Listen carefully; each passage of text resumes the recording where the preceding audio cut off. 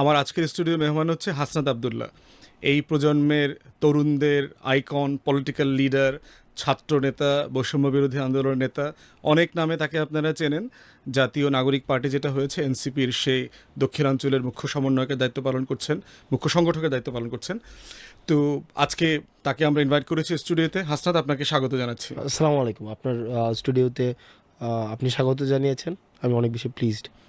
ধন্যবাদ সময় দেওয়ার জন্য। অনেক ব্যস্ত, অনেক বাস্তবতা আছে, অনেক মিটিং শিটিং করতে হচ্ছে। তো অনেকেই জানতে চায় যে আসলে এই যে লড়াইটা শুরু হইল গত বছরের জুন জুলাইতে, ওই হাসনাতটা আসলে তৈরি হইল কোথায়? মানে আগে কি ছাত্র রাজনীতি করবার অভিজ্ঞতা আছে? কোনো ছাত্র সংগঠন করা, রাজনীতিতে সক্রিয় ভূমিকা রাখার জায়গা আছে? কি জিনিস ট্রিগার করলো যেটা অন্যায়, আমার এখানে প্রতিবাদ করতে হবে? আমি পার্টিজান পলিটিক্সের সাথে যুক্ত ছিলাম না ইউনিভার্সিটি লাইফে, কিন্তু ইউনিভার্সিটি লাইফে আমি পলিটিক্যালি খুব অ্যাওয়্যার ছিলাম। 16 সালের লাস্ট উইকে আমি হচ্ছে ইউনিভার্সিটিতে হলে আসি। জানুয়ারির 2 তারিখে আমি হলে উঠি। তো হলে ওঠার পরপরই ইউনিভার্সিটির যেই এক ধরনের আহ, যে প্রচলিত যে রাজনীতি ছিল, ছাত্রলীগের রাজনীতি, তো ছাত্রলীগের রাজনীতি গ্যাস্ট্রোম গণরুমের যে বিষয়টা ছিল, তো প্রথম দিনই সেটার সাথে আমি ইন্ট্রোডিউস হই। এবং ওই দিন থেকেই আমি, অনেকেই হয়তো মনে করে যে আমার হয়তো একটা ছাত্রলীগের একটা দুইটা পোস্টের কারণে যে ছাত্রলীগের একটা ব্যাকগ্রাউন্ড আছে, বাট আমি হলে বিজয় একাত্তর হলে ছিলাম, কিন্তু ছাত্রলীগের সাথে তখন বিরোধিতা করে আমি হলে ছিলাম। এবং তৎকালীন সময় আমরা দেখেছি যে রাজনৈতিক যে একটা আগ্রাসন, নিপীড়ন, সেটার বিরুদ্ধে আমি সবসময় ভোকাল ছিলাম। হলে দেখতাম শিক্ষার্থীদেরকে জোর করে বিভিন্ন পলিটিক্যাল প্রোগ্রাম নিয়ে যাওয়ার যে ব্যাপারটা ছাত্রলীগ করে আসতো, সিট দেওয়ার নাম করে ছাত্রদের, সাধারণ শিক্ষার্থীদেরকে যেভাবে রাজনৈতিকভাবে একটা নিপীড়ন চালাতো, এবং মত প্রকাশের স্বাধীনতাকে রুদ্ধ করা হতো। এবং দেখতাম যে ফেসবুকটাকেও নিয়ন্ত্রণ করতো ক্যাম্পাসের মধ্যে ছাত্রলীগ। এবং দেখা যেত কি ক্যাম্পাসের যত হচ্ছে সিস্টেমেটিক সিস্টেম ডেভেলপের যতগুলো আন্দোলন হয়েছে, সবগুলোতেই আমরা দেখেছি ছাত্রলীগ কীভাবে নির্যাতন করেছে। তো ওই জায়গা থেকে জানুয়ারি 2 তারিখ থেকে মূলত যে ছাত্রলীগের সাথে আমরা একটা ওপেন তাহলে বিষয়টা কি এরকম যে কনফ্রন্টেশনে আসলে যাই। ছাত্রলীগই ক্যাম্পাসে সবাইকে পলিটিক্যাল করে তোলে? ছাত্রলীগের সাথে যদি যাদের ওই সক্ষমতা থাকে, নর্মালি আসলে দেখা যায়, যেহেতু বিশ্ববিদ্যালয়ের আমাদের স্ট্রাকচারটা এমন, পাবলিক ইউনিভার্সিটিতে যারা মিডল ক্লাস ব্যাকগ্রাউন্ডের স্টুডেন্ট আসে, সেক্ষেত্রে হলে থাকতে হয়, এই ধরনের একটা প্রবণতা আছে, বাইরে থাকাটা সবাই অ্যাফোর্ড করতে পারে না। তো সেই জায়গা থেকে যারা এই আর্থিক দীনতার ঊর্ধ্বে উঠতে পারে এবং হলে থাকাটাকে একদম প্রাধান্য না হয়, তখন ছাত্রলীগের সাথে একটা কনফ্রন্টেশনে যাওয়াটাকে অ্যাফোর্ড করতে পারে। তো জানুয়ারি থেকে দেখা যায় ছাত্রলীগের তৎকালীন সময় যিনি সভাপতি ছিলেন আমার হলের, আমি ফার্স্ট ইয়ার, উনি মাস্টার্সের ছিলেন, তো সভাপতির সাথেই আমার সরাসরি আমি মেধার আমার প্লেস ছিল ইউনিভার্সিটিতে, তো ভর্তি পরীক্ষাতে। তো তখন দেখা যায় আমি সিট পেয়ে যাই, কিন্তু আমাকে সিটটা দেয় না। হল ছাত্রলীগ সেই সিটটা নিয়ে যায়, কিন্তু আমার কথা আমি সিট নিবই, এটা যেহেতু বিশ্ববিদ্যালয় প্রশাসন আমাকে মেধার ভিত্তিতে সিট দিয়েছে, এই সিট ছাত্রলীগ কোনোভাবেই নিতে পারে না। তখন আমি হল প্রভোস্টের সাথে, তৎকালীন সময় আমার যিনি হল প্রভোস্ট ছিলেন, দেখা যেত যে ফার্স্ট ইয়ার একটা ছেলে কখনোই এভাবে বড় ভাইরা যেটা বলতো সেটা শুনতো, কিন্তু আমি তখনই এই ছাত্রলীগের ওই সভাপতির এগেনস্টে গিয়ে হল প্রভোস্টের মানে রুমের সামনেই বসে যাই, যে আমাকে সিট না দিলে আমি এখান থেকে উঠবো না। তো তখন দেখা যায় ছাত্রলীগের সভাপতি আমাকে 11 তলার উপরে নিয়ে ঘাড়ে ধরে বলে যে তুই যদি আর হল প্রভোস্টের রুমে যাস তাহলে একদম ওখান থেকে ফালায় মেরা ফেলবো। তো দেখা গেছে কি ওই 11 তলা থেকে নিচে নেমে এসে আমি আবার প্রভোস্টের কাছে যাই, যে উনি আমাকে বলছে যে আপনি যদি আমার নিরাপত্তা না দিতে পারেন তাহলে আমি প্রেস কনফারেন্স করব। পরে স্যার ওই সিটটা দিতে পারে নাই, কিন্তু আমাকে আবার সিট চেঞ্জ করে অন্য একটা সিটে দেয়। তো আসলে তৎকালীন বাস্তবতাটা এমনই ছিল। হয়তো আমার তখন ওই সিটটা, আমার একটা ওকে ফাইন, সিট না পাইলেও আমি বাইরে থাকতে পারতাম, ওই অ্যাফোর্ড করতে পারতাম, বা আমার একটা ব্যাকগ্রাউন্ড ছিল, আমার কাছে মনে হয়েছে ছাত্রলীগের সাথে যদি আমি কনফ্রন্টেশনে যাই সেটা আমি অ্যাফোর্ড করতে পারবো। বাট বেশিরভাগ শিক্ষার্থীর এই বাস্তবতা থাকে না। তো দীর্ঘ সময় ক্যাম্পাস যেই গ্যাস্ট্রোম গণরুমের বিরুদ্ধে যদি আমি সবসময় ভোকাল ছিলাম, সবসময় লেখালেখির মধ্য দিয়ে। আর আমি যেহেতু আমার হলে ডিবেটিং ক্লাবে ছিলাম, সেক্ষেত্রে সবসময় শিক্ষার্থীদের কথা বলার চেষ্টা করেছি। এবং তৎকালীন সময়ে যে বিশ্ববিদ্যালয়ে এন্টি এস্টাবলিশমেন্ট যেই রাজনৈতিক যেই ছাত্র সংগঠনগুলো ছিল, গণপরিষদ, কোটা সংস্কার আন্দোলনের মধ্য থেকে উঠে আসা, পরবর্তীতে ছাত্র শক্তি, সবার সাথে আমার একটা হৃদ্ধতাপূর্ণ সম্পর্ক ছিল। প্রত্যেকটা আন্দোলনে, যতগুলো আন্দোলন হয়েছে বিশ্ববিদ্যালয়ে আমি থাকাকালীন সময়ে, রেজিস্ট্রার বিল্ডিংয়ের আন্দোলন হয়েছে, নিরাপদ ক্যাম্পাস তুমি তো আন্দোলন মানে লম্বা হয়েছে। সময় ওখানে অনশন করছো রেজিস্টার হ্যাঁ, বিল্ডিং এর সামনে, রেজিস্ট্রার বিল্ডিংয়ে প্রায় 2-3 সপ্তাহ। না, সেখানে হচ্ছে 1 মাস ব্যাপী হচ্ছে আন্দোলনটা ছিল, বাট লাস্ট 3 দিন আমি হচ্ছে সেখানে হাঙ্গার স্ট্রাইকে যাই। 1 মাস ব্যাপী আমরা হচ্ছে ওইটা তো একই বছর না, ওটা সম্ভবত তুমি এটা ফোর্থ এটা ইয়ারে 2000, আমি তখন আমার লাস্ট Honours-এর লাস্ট final ইয়ার, year, হ্যাঁ, final year। অনার্সের ফাইনাল ইয়ারে। তো এই যে একটা ধারাবাহিকভাবে 17 থেকে মানে যতগুলো আন্দোলন হয়েছে, আমি এই ইউনিভার্সিটিতে সে বড় পরিসর আন্দোলন পেয়েছিলাম 2018-তে, কোটা সংস্কার আন্দোলন। সেখানে আমি হচ্ছে আহত হয়েছিলাম, আমাকে পুলিশ ধরেও নিয়ে যায়। তার মানে হচ্ছে ব্যাপারটা ছিল, আমি কোনো একটা রাজনৈতিক দলের ছিলাম না, কিন্তু আওয়ামী এবং হচ্ছে ছাত্রলীগ বিরোধী যা ক্যাম্পাসে আন্দোলন হয়েছে সেগুলোর সাথে আমার সরাসরি সম্পৃক্ততা 2017 সাল থেকেই ছিল। ছাত্রলীগের এই কর্মকাণ্ড কিন্তু ধরো আমরা যখন ক্যাম্পাসে ঢুকছি সেই 99 সালে, 98-99 সেশনে ক্যাম্পাসে ঢুকছি, তখন আওয়ামী লীগ ক্ষমতায়। তো সেই জায়গাতেও আমরা দেখেছি যে 9টার সময় কলাপসেবল গেট হলে লাগায় সব ফার্স্ট ইয়ারকে ডাকে। আমি যদি হলে থাকতাম না, তো ফার্স্ট ইয়ারদেরকে ডেকে মিছিলে নিয়ে যাবে, 10টার মিছিল। তো এই যে মানে একটা প্রভুত্ব কায়েম করবার কালচার, এটার 2টা রিয়াকশন আমরা দেখেছি। একটা হচ্ছে অধিকাংশ ছাত্রছাত্রীরা এটার সাথে সমন্বয় করে নেয়, অ্যাডজাস্ট করে নেয়। সে মিছিলে যায়, ক্যান্টিনে, মধুর ক্যান্টিনে গিয়ে মিছিল শেষ করে এরপরে যার যার ক্লাসে অথবা লাইব্রেরিতে চলে যায়। কিন্তু প্রতিবাদ তো খুব বেশি ছেলেমেয়েরা করে না। তাহলে তোমার জায়গা থেকে তুমি এই অধিকাংশ থেকে আলাদা হয়ে প্রতিবাদ করবার এনার্জিটা কোথায় পাইলা? আসলে কি, মানে এই যে দাসত্ব মেনে নেওয়া বা কারোর অধীনে থাকার যে বিষয়টা, এই বিষয়টা আমি এখনো পর্যন্ত এটাকে, আমার কাছে যেটা মনে হয় যে এটা সত্য, এটা আমি বিশ্বাস করি যে সাদা এবং কালোর মধ্যে কোনো গ্রে লাইন নাই, আইদার হোয়াইট অর ব্ল্যাক, মানে 0 or 1, মাঝে কোনো গ্রে লাইন নাই। মানে এখানে কি তোমার ফ্যামিলির কোনো ইনফ্লুয়েন্স দেখো, যে তোমার ফ্যামিলির একটা ভ্যালু সিস্টেম ছিল, অথবা তোমার ফ্যামিলিতে কেউ সিরিয়াস আইডিওলজিক্যাল পলিটিক্স করেছে, ছোটোবেলা থেকে তুমি ফিল করছো দিস ইজ রাইট এবং রং, এটা দেখে তোমার পরিবার অথবা তোমার চারপাশ তোমাকে ইনফ্লুয়েন্স করেছে, এরকম কোনো কিছু? সেটা হচ্ছে, আমার মা খুব স্ট্রেট ফরওয়ার্ড মানুষ, মা স্ট্রেট ফরওয়ার্ড। আমার দাদা, আমি আমার ছোটোবেলা থেকে দেখতাম, আমি শহরে বড় হয়েছি কিন্তু গ্রামে যখন যেতাম ঈদে, তখন দেখতাম আমাদের উঠানে হচ্ছে আমাদের এক প্রায় এই যে যেটাকে আমরা গ্রামের ভাষায় মেল বলতো, মেল, ওই যে সালিশ, যেটা সালিশ হইতো আমাদের উঠানে। তো আমার মা চাচিদেরকে দেখতাম সারা রাত ব্যাপী হচ্ছে চা বানাইতো, হচ্ছে দিত। আমি হয়তো ওই ডিসকোর্সটা বুঝতাম না, কিন্তু ফিল করতাম যে আমার দাদা এখানে একটা জাজমেন্ট দিচ্ছে। এটা এটা আমি ছোটোবেলা থেকে এটা দেখতাম। তো এবং আমার মা মানে সিরিয়াস মাত্রায় স্ট্রেট ফরওয়ার্ড, মানে উনার এটাতে কি হয়েছে না হয়েছে এটা মুখ্য না, যেটা সত্য সেটা বলবে। এটার একটা প্রভাব হয়তো আছে।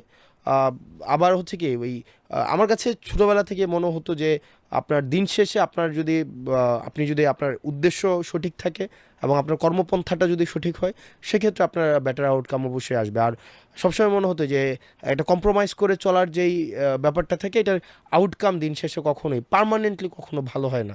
তো সেই জায়গা থেকে আমার বন্ধু সার্কেলটা ছিল একটা, আমাদের বন্ধু সার্কেলের একটা প্রভাব ছিল।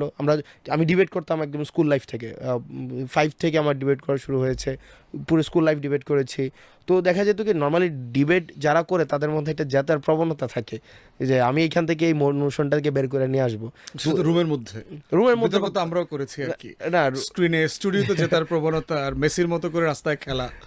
না, এটা এটা এটা এটা হচ্ছে এই যে আপনার চিন্তাটা একটা সময় কথায় পরিবর্তন হয়, কথাটা একটা সময় কর্ম পরিবর্তন হয়।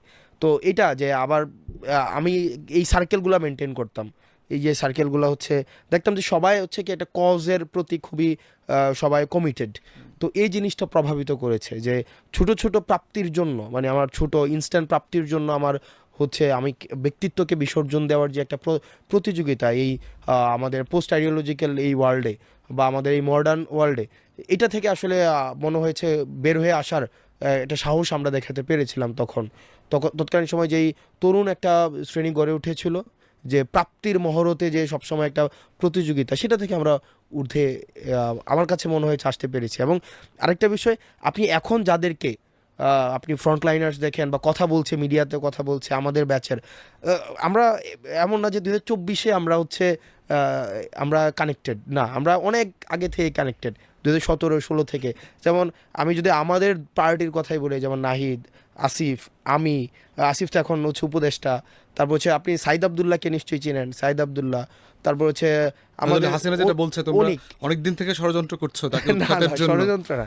আমরা ব্যাপারটা হতো কি যে ক্যাম্পাসে একটা মানে একটা আন্দোলন হতো, এটা শিক্ষার্থীদের পক্ষের আন্দোলন, যেটা হচ্ছে এই ছাত্রলীগের এগেনস্টে আন্দোলন। আমরা কোনো না কোনোভাবে একসাথে মিলিত হয়ে যেতাম। মানে ওইটাই কি ট্রিগার পয়েন্ট? ধরো তুমি ছাত্র রাজনীতি করো নাই অথবা ছাত্র শক্তির কোনো কমিটিতে সম্ভবত না তুমি না আমি ছিল কোনো না, কমিটিতে ছিলাম কিন্তু না। কোটা বিরোধী আন্দোলনে আবার তুমি যোগ দিলা কি এই অ্যাসোসিয়েশন, এই বন্ধু বান্ধব থাকার একটা ব্যাপার কাজ করেছে? এক্স্যাক্টলি আমরা দেখতাম যে এই মানে একটা যেটা রাইট কজের যে আন্দোলনগুলো হতো সেখানে আমরা যদিও দেখা যেত এই আন্দোলনের পর আবার 6 মাস কারোর সাথে কারো যোগাযোগ নেই, হঠাৎ একসাথে হয়ে যেতাম। যেমন সাইদ আবদুল্লাহকে মোটামুটি সবাই চিনে এখন, সাইদ আবদুল্লাহ, সার্জিসে যদিও আমাদের সার্জিস সায়েন্স ফ্যাকাল্টিতে ছিল, আমি আর্টস ফ্যাকাল্টিতে ছিলাম, আমাদের আসলে মিউচুয়াল একসাথে হওয়ার কোনো গ্রাউন্ড ছিল না ডিবেটিং ক্লাব ছাড়া, কিন্তু আমরা দেখা যেত আন্দোলনগুলোতে একসাথে হয়ে যেতাম।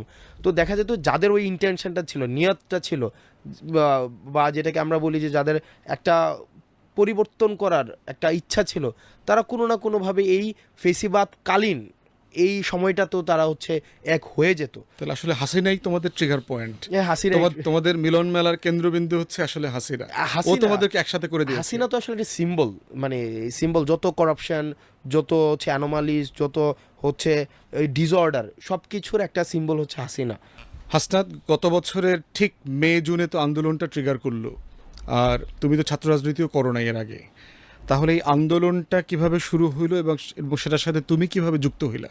ওকে, যেটা হচ্ছে যে আমরা জুনের 5 তারিখ হাইকোর্টের আবার রায়টা হয় যে আবার হচ্ছে কোটা সিস্টেম রিস্টোর করা হয়েছে, তো রিইনস্টেট করা হয়েছে।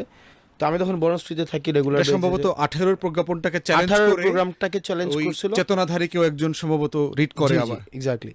তো তখন হচ্ছে আমরা তখন মানে এই যে বললাম এটা ব্যাচ, আমরা স্টাডি সার্কেল করতাম, ডিবেট করতাম, আমরা বিভিন্ন ইস্যুস নিয়ে কথা BCS এর বলতাম। প্রস্তুতি। তখন এই সার্কেলটা দেখলো যে 24-এর নির্বাচনের পরে আসলে একটা রাজনীতি শূন্যতা তৈরি হয় দেশে, সবাই আসলে হতাশ হয়ে যায়। এটা মানে এটা হচ্ছে রিয়েলিটি।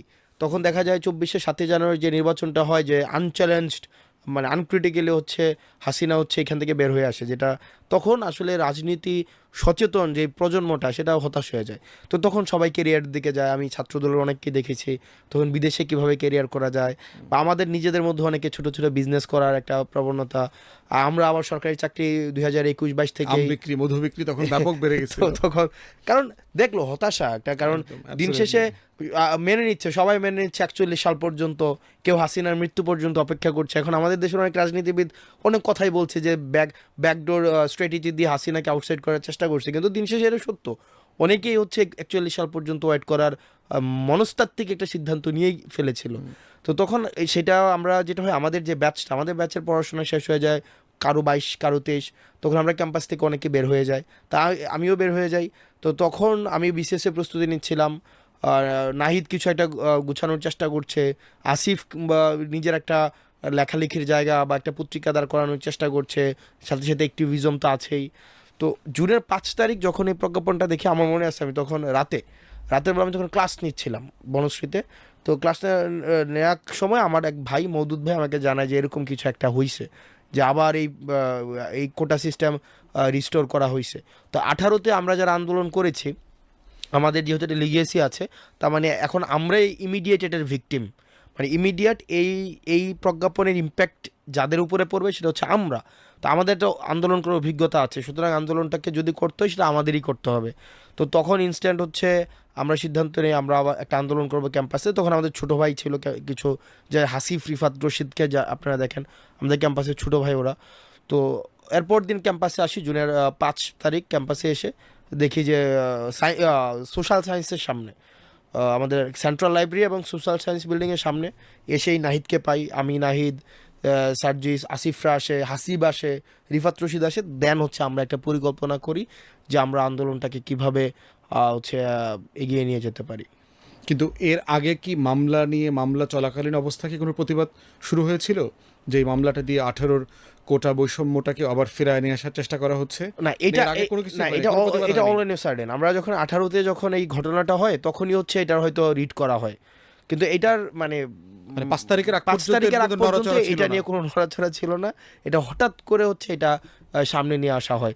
এটা নিয়ে আসা হয় তখন মনে হয় আমরা যতটা শুনেছিলাম, বেইজিং এর সফরটা হইলো হাসিনা হ্যাঁ ডিজাস্টার বেইজিং হয়, এর সফরটা তারপর হচ্ছে আনএক্সপেক্টেড ছিল, ইন্ডিয়া থেকে খালি হাতে আসছে মোটামুটি, আসছে সবকিছু দিয়া টিয়ে আসছে, এবং তখন কিন্তু মানে পলিটিক্যাল পার্টিগুলোর ভিতরে একটা সন্দেহ সংশয় ছিল আর কি, এক্স্যাক্টলি যে সরকারি কি আসলে মানে রাজপথকে উত্তাল করতে চাচ্ছে কিনা চাচ্ছে কিনা ওইখান এক্স্যাক্টলি। থেকে ডাইভার্সনের জন্য।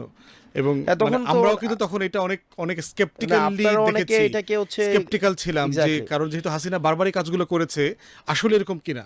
ডেফিনেটলি তখন হচ্ছে আমরা যেমন ওই তখনকার সময় যে ভারত ইস্যুটাকে আমরা কি ডাইভার্ট করার জন্য এটা কি কোনো পলিসিটাকে কুক করে দিয়েছে হাসিনা কিনা, এই ধরনের এবং শাহবাগে কথাও জমায়েত কিন্তু হতে দিচ্ছে, প্রতিবাদ জি করতে দিচ্ছে, নর্মালি তো পুলিশ কাউকে অ্যালাউ করে না মিছিল মিটিং। এক্স্যাক্টলি। দ্বিতীয় যেটা তোমাদের আন্দোলনে আমার আমার চোখে পড়েছে সেটা হচ্ছে যে মিডিয়াকে কন্ট্রোল করবার যে কালচারটা আমরা দেখেছি, তোমাদের আন্দোলনে কিন্তু সরকার মিডিয়াকে তখন কন্ট্রোল করে নাই, ব্রেকিং নিউজ আকারে গেছে এটা নট এক্স্যাক্টলি, এটা হচ্ছে কি শুরুর দিকে কথা বলছি আর পার্শিয়ালি, কি। হ্যাঁ এটা কারণ এটা তো জনদাবি ছিল তো, আর না, হচ্ছে তখন যে সন্দেহটা আমাদের মাথায় হ্যাঁ আসছে যে সরকার চাচ্ছে কিনা, কারণ নর্মালি তো ধরো বড় বড় বিএনপির সমাবেশও কমপ্লিটলি ব্ল্যাক আউট করে দেয় যে তেমন কিছু হয় না, একটা ছোট্ট প্রোগ্রামাদি হয়েছে আর কি এরকম।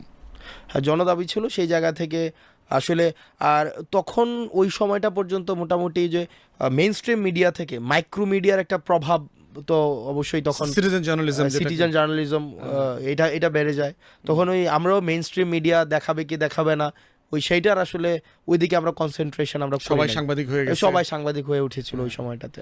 তাহলে আজকে যখন তুমি হাইন্ডসাইট দিয়ে ফিরে দেখো, মে, জুন, জুলাই, মানে কোনো কিছু কি ভিন্নভাবে করা যাইতো, ভিন্নভাবে করা উচিত ছিল, এটা এইভাবে না করে ওইভাবে করা দরকার ছিল, না সব কিছু খুব লাগে যে আসলে কি করলাম, মানে এরকম মানে রিফ্লেকশনটা কি তোমার? আমার কাছে মনে হয় যে 5ই অগাস্ট জুন থেকে মানে জুলাই থেকে 5ই অগাস্ট পর্যন্ত যে এই সময়টাতে আমরা কিছু কোয়েশ্চেনকে মানে ডিল করা উচিত ছিল, যেটা এখনো পর্যন্ত আমরা টেনে নিয়ে যাচ্ছি। আমাদের জাতীয় ঐক্য সুসংহত করার একটা উপলক্ষ তখন ছিল, কিছু পদক্ষেপ নিলে হয়তো ওই জায়গাটা সুসংহত হতো আর তো কি। এটা ধরো 5ই আগস্টের পরের অংশে পরে আসতেছি, হুম। মানে ধরো 5ই আগস্টের আগ পর্যন্ত তোমাদের লড়াই সংগ্রাম আন্দোলন মিছিল মিটিং সংগঠিত করা, এই পুরো প্রসেস যেটাকে আমরা 36 জুলাই বলছি, এই 36 দিনে তোমরা গ্রেফতার হয়েছো, ডিবি অফিসে নিয়ে গেছে, তোমাদের উপর অত্যাচার নির্যাতন, এগুলো তো সব তো আমরা দেখেছি। এই সময়টাতে স্ট্র্যাটেজি, কৌশল, আন্দোলন, হতাশা, পারবো কিনা, যদি ফেল করি, মানে এই সময়টার মানে রিফ্লেকশনটা কি দেখো তোমাদের এখন পিছনে ফিরে তাকায়? ওহ ও না, এটা হচ্ছে একদম একটা মানে এটা হিসাব মেলানো যাচ্ছে না। ইনভেস্টেড একটা ইনভেস্টেড মানে উই ফিল অ্যাকচুয়ালি ইনভেস্টেড, যে এটা নিয়ে আসলে মানে রিভিজিট করার চিন্তাকে আবার হচ্ছে রিভাইজ করার মানে মনে হয় যে না প্রত্যেকটা প্ল্যান হচ্ছে এখানে ক্লিক করছে। আর দিন শেষে এটা যেহেতু সবাই প্ল্যানার হয়ে গেছে, সবাই ডুয়ার হয়ে গেছে এখানে এই আন্দোলনে, প্রত্যেকটা জনমানুষ এখানে আসলে ওই প্ল্যান করার জায়গাটা তারপর হচ্ছে স্ট্র্যাটেজি সেট করার জায়গাটায় সিঙ্গেল মানুষ ছিল না। তো যেহেতু ছিল না, এটা সার্বজনীন করে যেহেতু আমরা তুলতে পেরেছিলাম মানে এই আন্দোলনের ইনিশিয়াল পর্যায়ে, যার কারণে এখন আর এটা ফিল হয় না যে মানে মনে হয় যে আবার যদি একটা সুযোগ আসতো তাহলে আমরা এটা করতে পারতাম সেটা করতে পারতাম, মানে 5ই অগাস্ট দিন পর্যন্ত। কমায় ফেলতে পারতা কিনা, ধরো কৌশলগতভাবে চিন্তা করলে এটা 36 দিন না 16 দিনে হয়ে যেতে পারতো, এরকম কখনো আসছে মাথায়? নট এক্স্যাক্টলি, এটা এটা এটা এভাবে করা যেত না। তাহলে যদি আমরা যদি এটাকে স্বতঃস্ফূর্ত অংশগ্রহণের এই ডোরটা ওপেন না রাখতাম, আমরা যদি হ্রাস করতাম, তাহলে অন্যান্য যে আন্দোলনগুলোকে যেভাবে আওয়ামী লীগ দমন করেছে সরকার বিরোধী একটা তকমা দিয়ে, এটাকেও এভাবে হচ্ছে দমন করার আরেকটা ব্যর্থতায় পর্যবেসিত একটা আন্দোলনের কিন্তু মতো পুরো হতো। প্রসেসটাকে তোমরা অর্গানিক ফিল করছো, একটা অর্গানিক ফিল করছি এটার ভিতরে কোনো নাই, মানে কোনো গ্রাফে ফেড আউট করেছে এরকম মনে না। হচ্ছে না এখন? এটা এটা এটা এটা এটা গ্র্যাজুয়াল এটা এসকেলেশন হয়েছে, এবং এটা হচ্ছে যেভাবে আমার কাছে মনে হয় এই 36 দিন নিয়ে আসলে নিজের চিন্তাকে রিভাইজ করার আসলে কোনো মানে স্কোপ নাই।